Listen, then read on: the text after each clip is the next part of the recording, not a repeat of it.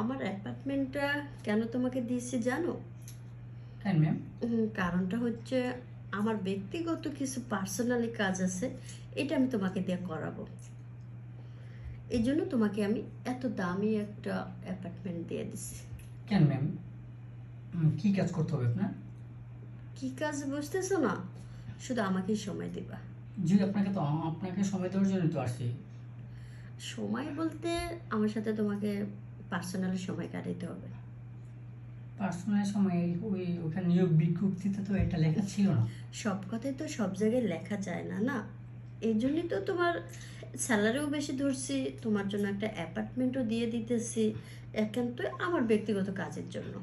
না ছাড়া এতগুলা টাকা কেন দেব? না ম্যাম, আমি তো এটা করতে পারবো না।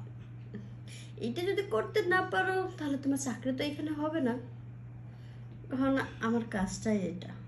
হ্যাঁ, আমার চাকরিটা খুব দরকার। চাকরিটা তোমার খুব দরকার, ঠিক আছে। তবে আমি যেটা বলতেছি সেটাতে রাজি হয়ে যাও। তোমার যখন যেটা লাগবে, যা চাইবে তাই পাবে। তার বিনিময়ে শুধু আমাকে একটু সুখ দিবে।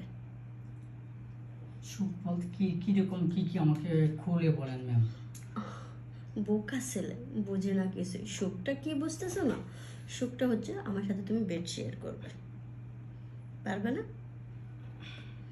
ভেবে দেখো কি করবে এতগুলা টাকা।